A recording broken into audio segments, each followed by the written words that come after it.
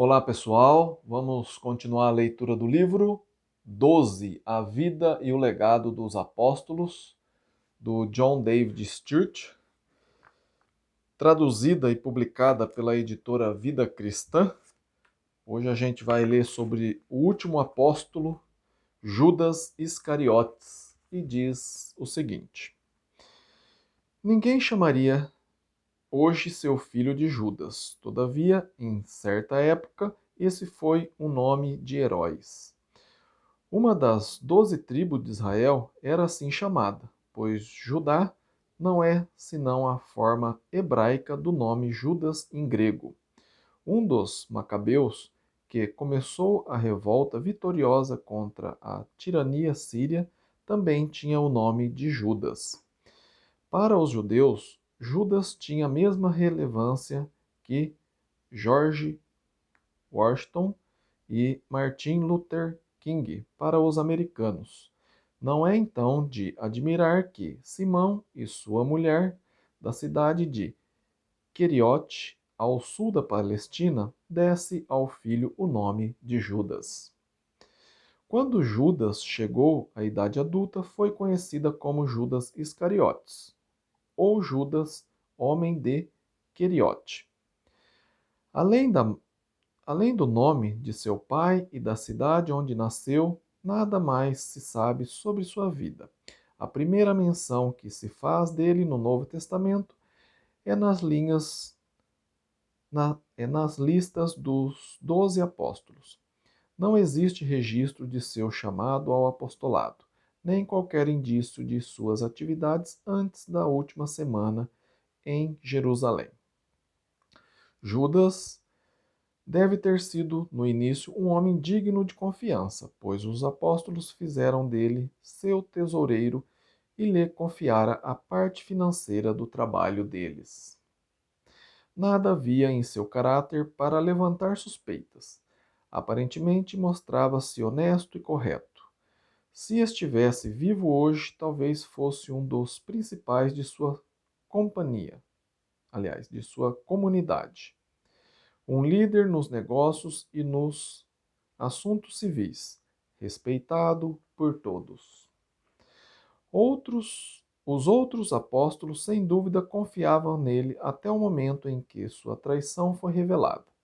Mesmo quando mesmo quando Judas deixou a refeição da Páscoa antes dos demais, eles não desconfiaram de nada. Era tradição entre os judeus distribuir esmolas aos pobres na noite de Páscoa, especificamente para que pudessem comprar vinho a fim de observar a festa. Os apóstolos presumiram que Judas tivesse saído com esse propósito, ou para comprar suprimentos a mando do mestre. Não foi senão mais tarde, no jardim de Getsemane, que ele compreendera toda a extensão da atitude de Judas. Ele deu um beijo no rosto do Senhor e os soldados armados o levaram para a morte. Judas, um dos companheiros mais íntimos de Jesus, guiara os seus inimigos até aquele lugar afastado. Ali, os principais dos judeus podiam prender Jesus sem preocupar-se com a reação das multidões, que temiam por sua dedicação ao Mestre. Com a ajuda dos guardas do templo, eles levaram Jesus para o escândalo de um julgamento simulado e o horror da morte pela crucificação. Desde essa noite, o nome Judas tem sido sinônimo de traidor e rebelde. Ele tem personificado tudo o que é mal e desprezível na natureza humana. A partir daquela noite, os homens ficaram pensando nas razões que levaram Judas a trair o Mestre. Alguns sugerem que foi por dinheiro. Quando Judas procurou os principais sacerdotes, uma das primeiras perguntas que fez foi esta, abre aspas, Que me queres dar e eu vô-lo entregarei? Fecha aspas. O registro diz que eles lhe pagaram 30 moedas de prata. Essa era uma quantia considerável naquela época, mas é improvável que a importância recebida fosse a única tentação. Outro sugere que Judas traiu o Senhor por vingança, devido à censura recebida dele alguns dias antes. Em Betânia, numa refeição em que Lázaro e suas irmãs achavam-se presentes, Maria abriu um frasco de um perfume caro e ungiu com ele os pés de Jesus, enxugando-os com seus cabelos. Judas Iscariotes exclamou então, abre aspas, por que não se vende este perfume por 300 denários e não se deu aos pobres? Fecha aspas, João 12, versículo 5.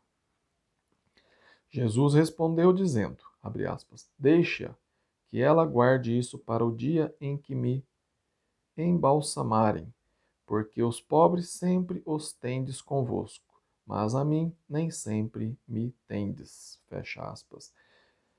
João 12, versículos 7 e 8. Outra teoria usada algumas vezes para explicar a razão da atitude de Judas traindo Jesus é a de que ele ficou desiludido. Alguns afirmam que Judas tinha uma ideia errada sobre o reino.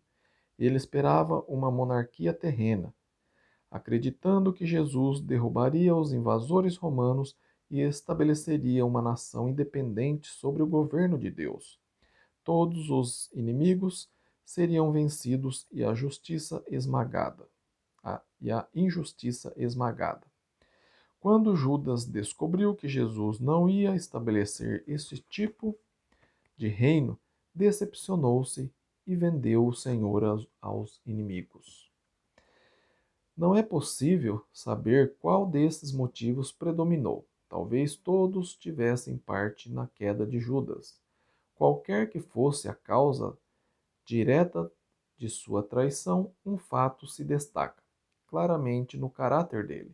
Sua perversidade cresceu gradualmente, aos poucos.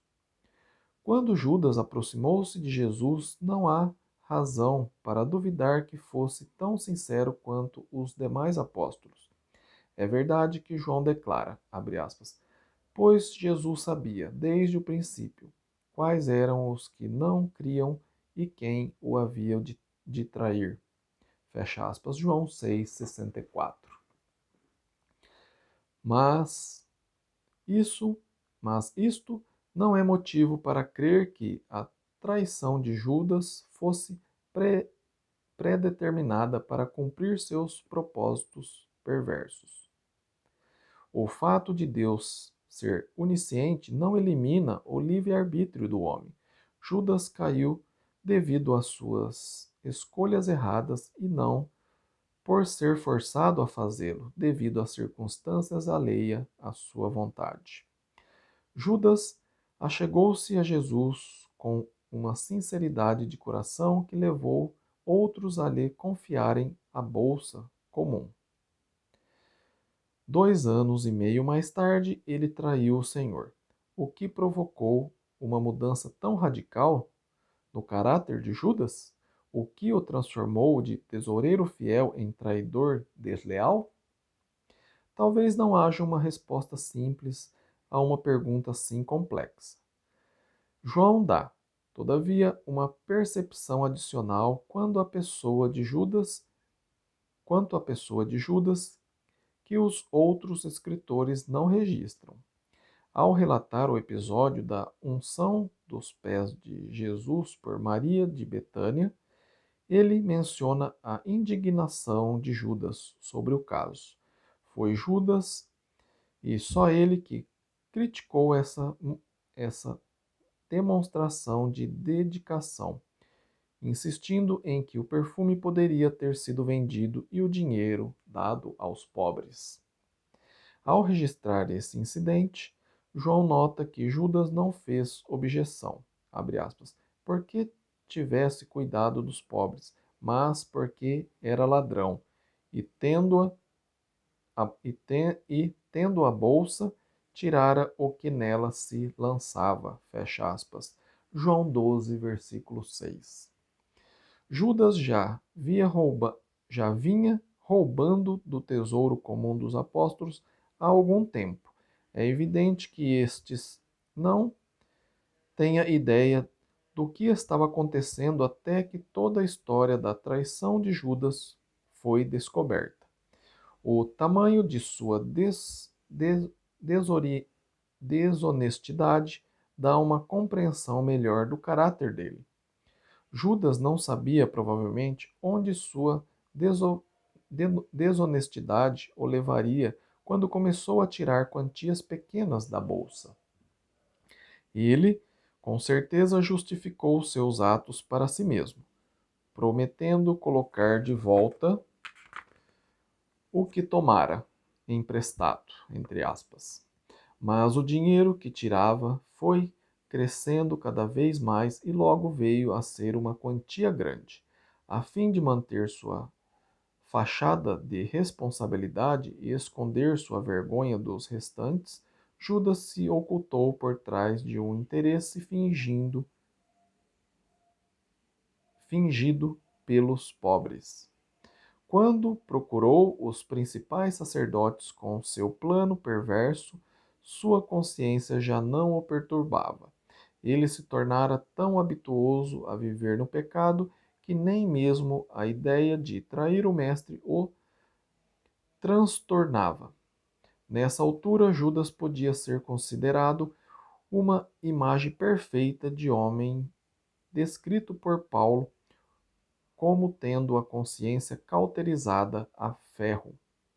1 Timóteo 4, 2. Conheci certa vez o dono de uma lavanderia. No decorrer dos anos, suas mãos foram várias vezes queimadas nas prensas quentes que usava para trabalhar, tornando-se duras e calejadas. Ele conseguia segurar pratos pegando fogo na mesa, que ninguém podia sequer tocar pelo fato de suas mãos terem sido cauterizadas com ferro quente. A consciência de alguns se torna assim. Eles rejeitam as advertências de sua consciência tão repetidamente que se tornam insensíveis ao mal. Os primeiros crimes são, no geral, pequenos, mas dentro em pouco descobrem que se envolveram em pecados descomunais. Muitos indivíduos que, a princípio, queiram somente tomar, entre aspas, emprestado algum dinheiro de seu patrão, se viram enredados nas malhas do estelionato. Outros que começaram a distorcer um pouquinho a verdade, verificando que não conseguiria mais fugir à prática de todo tipo de mentira e hipocrisia. Os que no início aceitavam pequenos subornos e, entre aspas, comissões, perceberam que não havia meio de escapar ao círculo vicioso em que foram apanhados. Há uma, há uma outra lição a ser aprendida do exemplo de Judas. Ele levou a cabo sua traição sob os olhos perspicazes de Jesus. Todo o tempo em que ouvia os ensinamentos do Mestre, roubava silenciosamente a bolsa dos apóstolos. Ele desenvolveu a habilidade de ouvir o que Jesus ensinava sem ser afetado pelas suas palavras. Os bancos das igrejas estão cheios de pessoas assim. Elas comparecem aos cultos no domingo e voltam aos seus negócios na segunda-feira para extorquir, mentir e roubar. Esses indivíduos são mais dignos de pena do que o homem que jamais ouviu o ensinamento de Cristo.